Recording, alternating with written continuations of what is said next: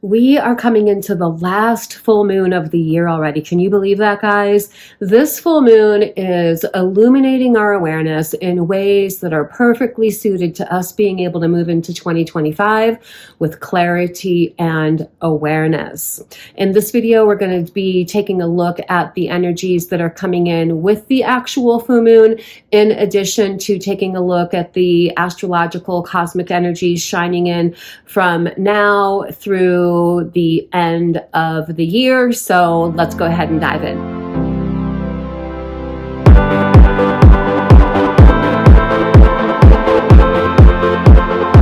Welcome back, my friends. It's Carrie at HolisticPsychic.com and Soul Star Healing Arts Center in Sedona, Arizona. I'm a professional psychic reader, shamanic energy healing practitioner, and astrologer. Today, we're taking a look at the energies coming in with the full moon happening in the sign of Gemini on December 15th, 2024. The full moon is literally occurring on December 15th at 4:01 a.m. East Coast time here in the United States, so make your adjustment for your location on the planet. I'm going to start by talking about this mutual reception thing that we still have going on. I mentioned it in the new moon video that I uploaded a few weeks ago, and the energy of that is coming to a climax right now. And so let me just do a quick little recap about this mutual reception thing and what this means. The full moon is happening in the sign of Gemini, which is also conjunct Jupiter, which is the ruler of Sagittarius. The reason this is significant is because the sun is in Sagittarius right now, and Mercury, which is currently retrograde but going direct on the same day of the full moon, is also in Sagittarius. So that mutual reception happens in this way. Jupiter, the planet that rules Sagittarius, which the sun and Mercury is in right now, Jupiter is opposite of that, okay? And Mercury, which is the planet that rules Gemini, is opposite of the moon and Jupiter. So this creates an even more dynamic polarity that's going on right now that serves for all of these zodiac signs and planets involved to sort of supercharge, superpower each other. Sagittarius and the planet Jupiter both are connected to the idea of truth.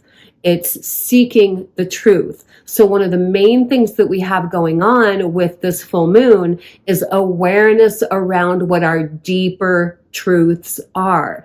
Now, in the realm of truth, there's objective truth, which is based on like the factual things in our life, and there's subjective truth, which is connected to our opinions, our emotions, and stories we tell ourselves based from our points of view.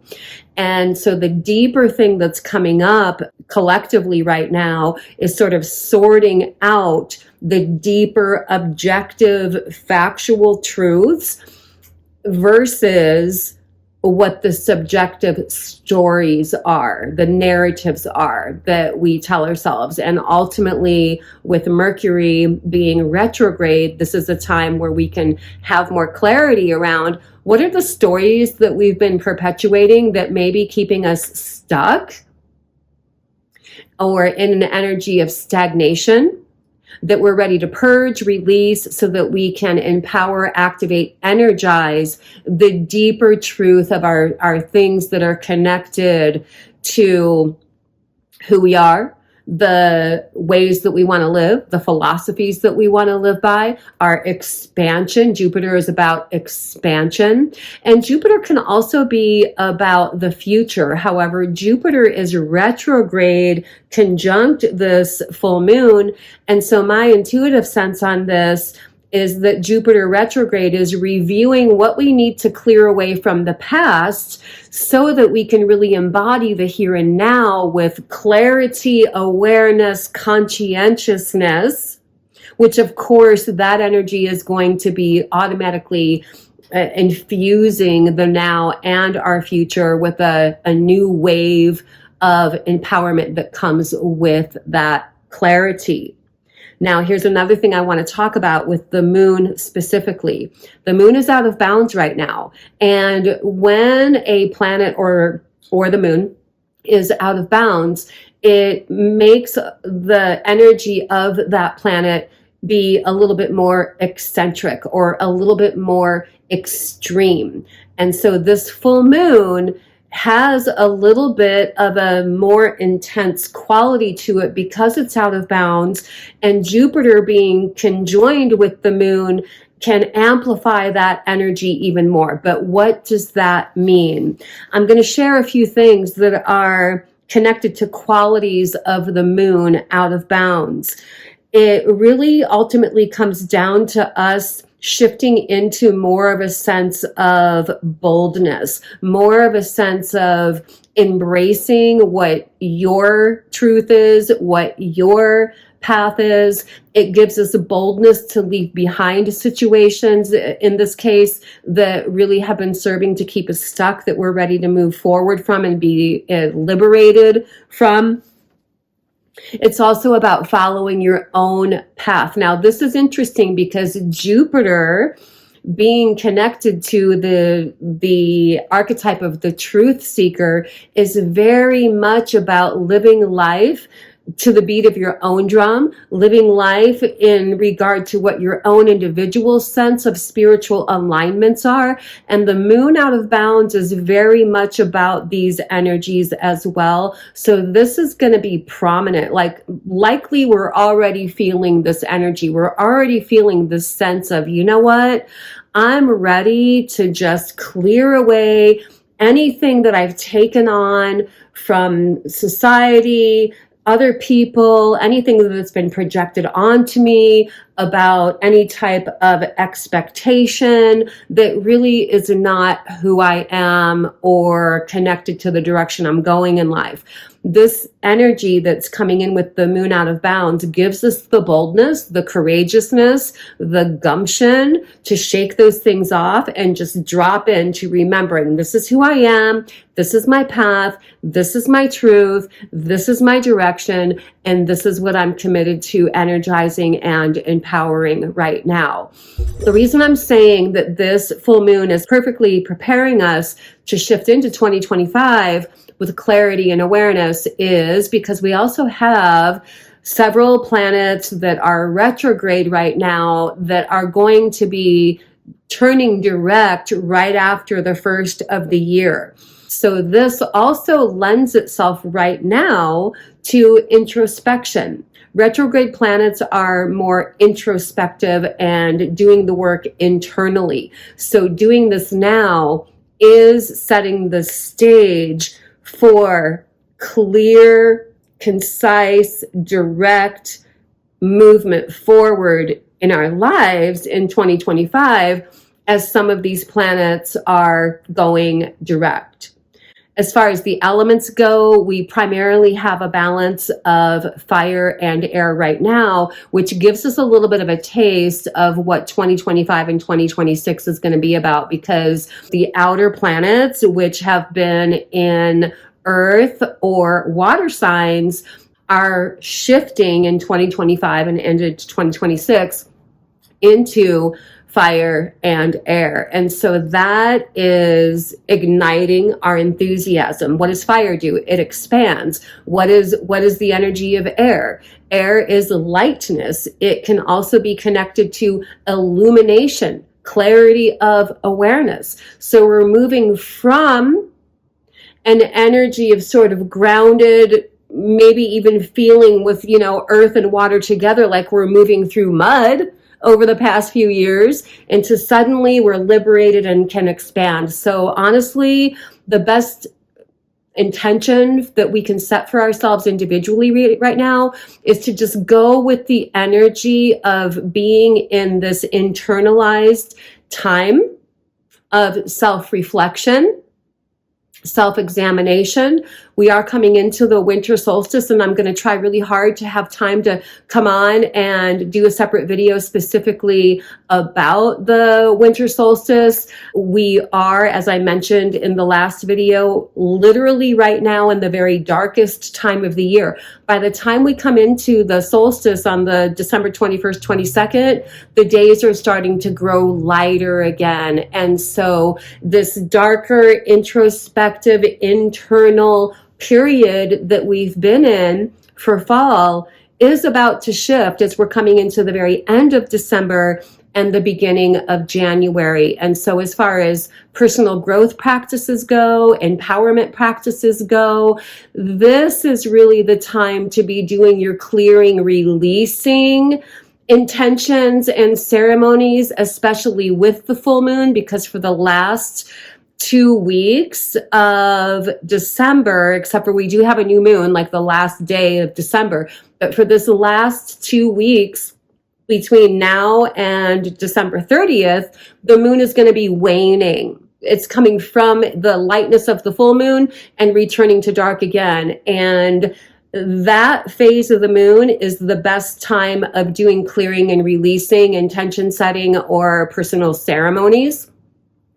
So with this thing that's coming in around releasing the old stories, the old narratives that are more than likely rooted in old thought patterns that aren't serving us, that are probably connected to fears, wounds, things like that.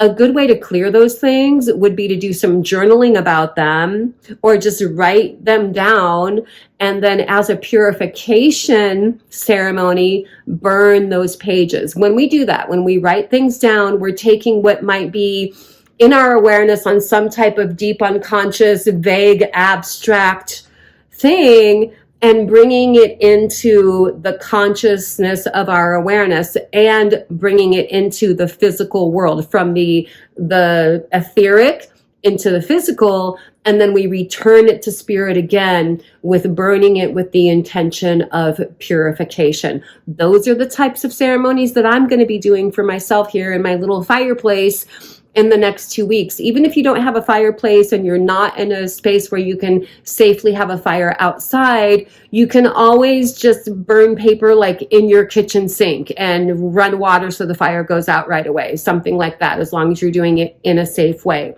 So again, Jupiter conjunct the moon magnifies or intensifies the energy of the out of bounds moon. This could be one of those moons where there's extra craziness going on with people who are already maybe mentally unstable. If you are a person who has a tendency to be really emotionally affected by the energies of the moon, which many of us are, this is a really good time to practice not being impulsive. If you know that you're feeling a little bit edgy or volatile, maybe don't do anything to intensify that, but lean into your mindfulness practices instead. We do have a grand trine going on between Mercury and Sagittarius, trining Neptune in Pisces, which just went direct on December 12th. Neptune is the ruler of Pisces, the modern ruler of Pisces. And that energy is very mystical. It's very dreamy. It's very intuitive, psychic, and creative. And it's very much connected to what our sense of soul calling or soul purpose is in and of itself. So with Mercury, the planet of awareness and ideas, retrograde, trining Neptune and Pisces further emphasizes this idea of what is my deeper spiritual truth, okay? And then Neptune is trining Mars in Leo, and Mars in Leo is also trining Mercury, and that's what gives us that trine. So this grand trine is a harmonious aspect. However, Mars is going to be retrograde until February 25th.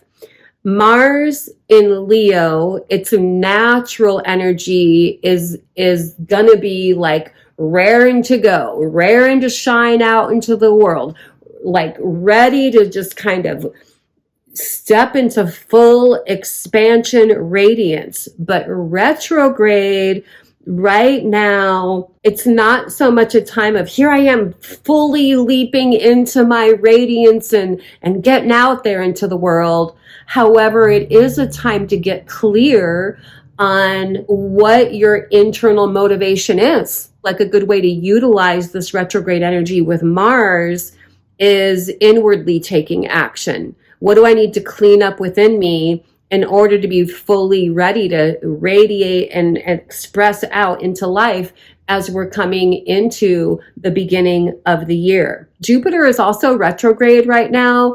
Jupiter is growth. It's the planet of growth. It's the planet of good fortune. It's the planet of expansion. Retrograde, that expansion and growth is happening internally. Jupiter will go direct on February 4th. Now, when we're talking about the directs and retrogrades, we have Chiron in Aries going direct on December 29th. Chiron is the asteroid that is connected to the wounded healer. So we've all been sort of revisiting like deeper layers of where our healing work is.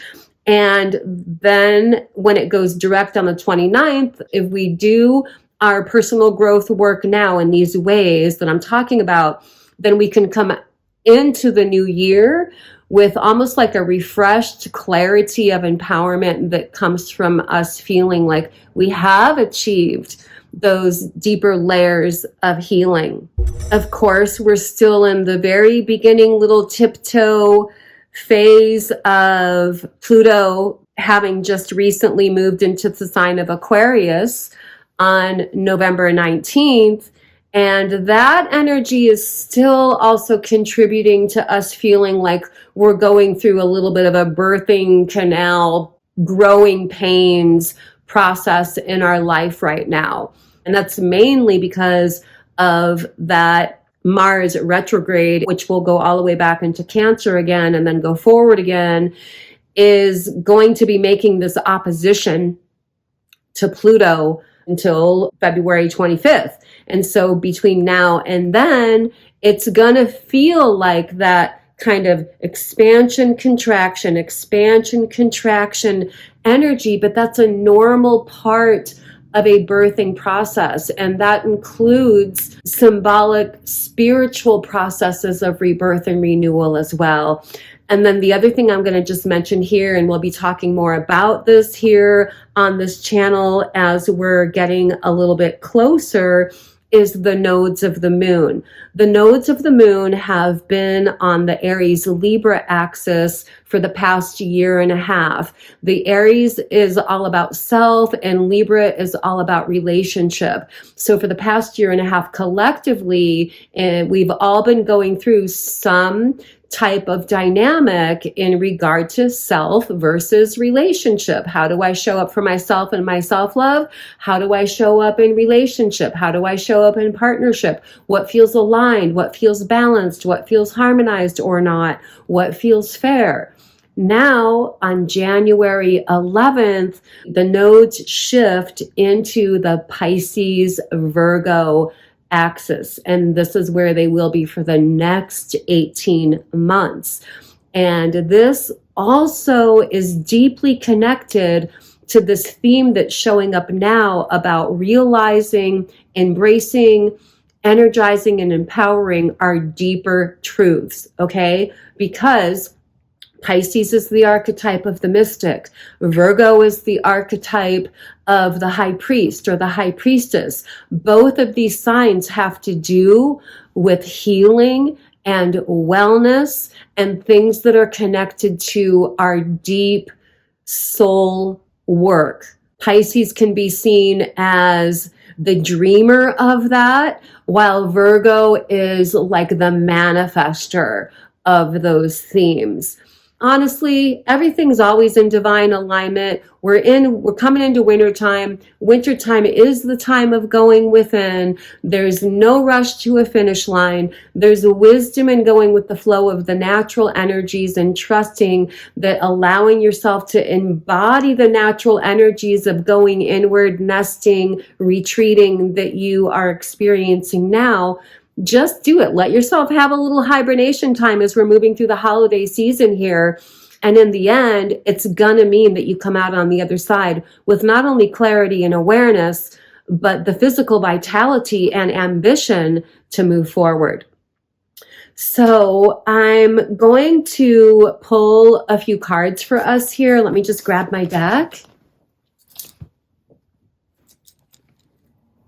For those of you who like to do journaling, the journaling prompts that I'm going to recommend for you are going to be about what I mentioned earlier, which is the objective truths versus the subjective stories.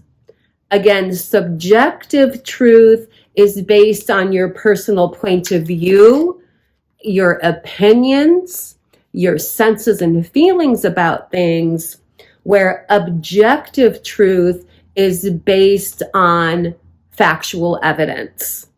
So devising some journaling prompts. What is the objective truth about where I'm at in my reality right now? What are the old stories I've been looping that have been keeping me stuck or perpetuating in my smallness or in my woundedness? And how can I harness the power of my objective truths and align that with my inner sense of soul calling as an arrow that catapults me into a vibrant here and now reality that also supports vibrance of my future reality. By the way, if you want to know more information about the themes that are connected for you or highlighted for you individually around this full moon, just look to see where the Gemini and Sagittarius axis of your chart is, and that will give you more information about that. Of course, if you need help with that, reach out and book a reading with me. Okay, it's a great time to have a reading as we're coming into the new year. We have this collective unconscious and collective conscious, right? Of what we're all striving for in a unified way throughout humanity. This is the card that fell out, so let me just start with this one. Objective truth that is showing up in the collective for us to empower is the Four of Pentacles. Now, as this relates to like a collective energy and how we might all individually contribute to that, this is the energy of investing in yourself, investing in your reality. So the idea or the saying or the teaching about be the change that you want to see in the world is coming up. So if you are a person who is committed in supporting the collective evolution of humanity, which if you're here on this channel, you probably are, and this is the energy that Pluto is leading us into over the next 20 years, the best way for us to have a positive influence on the collective is to have a positive influence on ourselves by taking care of ourself first, because the micro influences the macro, just like the macro influences the micro. As above, so below, as below, so above. As we do what we can to invest in our own holistic well-being and vibrance and energy and empowerment, that is how we can most directly, positively support and influence the collective. And collectively, that's what we're all ready for, is empowerment, basically. And empowerment comes through feeding yourself, feeding yourself with the things that bring you joy. And then the other card that I'm going to select here is about the subjective. What are the subjective stories collectively that we're ready to clear, release? Let's see what type of insight might come through about that here. Let me just give these a few shuffles. Okay, and it feels like this, the Seven of Cups. When the Seven of Cups comes up in and of itself, this is the energy of your priorities, evaluating your priorities, and where you may want to reprioritize how you're investing your energy. Okay?